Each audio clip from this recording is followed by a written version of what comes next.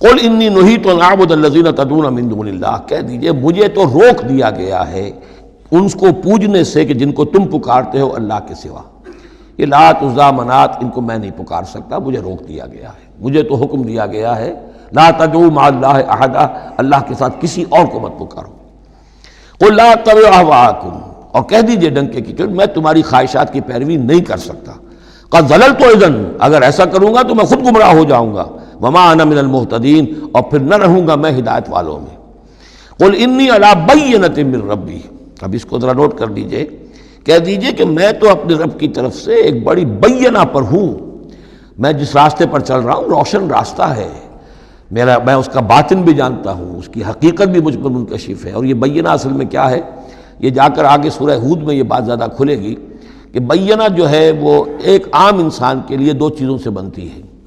فطرت سلیمہ، جیسا کہ میں نے شروع میں عرض کیا تھا آپ سے، فطرت سلیمہ عقل سلیم، اس سے انسان ایک حد تک آ گیا.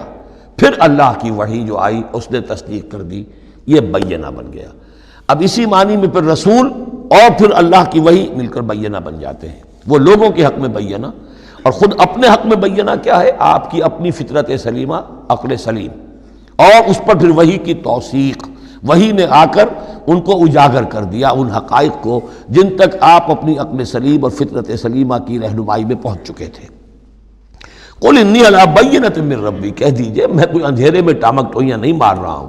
تم جو مجھ سے مطالبے کر رہے ہو، مجھ پر دباؤ ڈال رہے ہو، میں تو اپنے رب کی طرف سے بینہ پر ہوں. وَكَذَّبْتُمْ بِهِ، تم نے اسے جھٹلا دیا ہے. مَا عِندِي مَا تَسْتَعْجِلُونَ بِهِ، میرے پاس وہ شے موجود نہیں ہے جس کی تم جلدی مچا رہے ہو. وہ جلدی مچاتے تھے، لے آئیے عذاب. بہت سن چکے ہم، کان پک گئے سن سن کر ہمارے، عذاب آئے گا عذاب آئے گا عذاب. کہاں ہے وہ عذاب؟ کہاں رکا ہوا ہے؟ 10 برس ہو گئے. میرے پاس نہیں ہے، میرے اختیار میں نہیں ہے. وہ عذاب بھی آئے گا اللہ کے فیصلے سے آئے گا، جب وہ چاہے گا آئے گا. ما عندی ما تستعجلون بھی، جس چیز کی تم جلدی مچا رہے ہو وہ میرے اختیار میں نہیں ہے. ان الحکم الا للہ، فیصلے کا اختیار کلیتاً اللہ کے ہاتھ میں ہے. یقص الحق، وہ حق بات بیان کر دیتا ہے. وہو خیر الفاصلین، اور وہ سب سے اچھا فیصلہ کرنے والا ہے. قل لو ان عندی ما تستعجلون به، اب اس میں وہ تلخی جو ہے وہ ظاہر ہو رہی ہے کہ تم جو تنگ آ گئے ہو میری باتیں سن سن کر، میرے اندر بھی تمہاری جانب سے بیزاری پیدا ہو چکی ہے.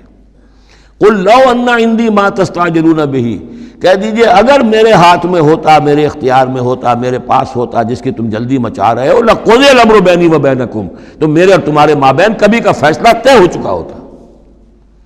میں تمہیں ابھی مزید مہلت نہ دیتا. تم اگر تمہارے کان پک گئے تو میں بھی تنگ آ چکا ہوں. میرے بھی اب جو ہے صبر کا پیمانہ جو ہے وہ ایک حد کو پہنچ چکا ہے.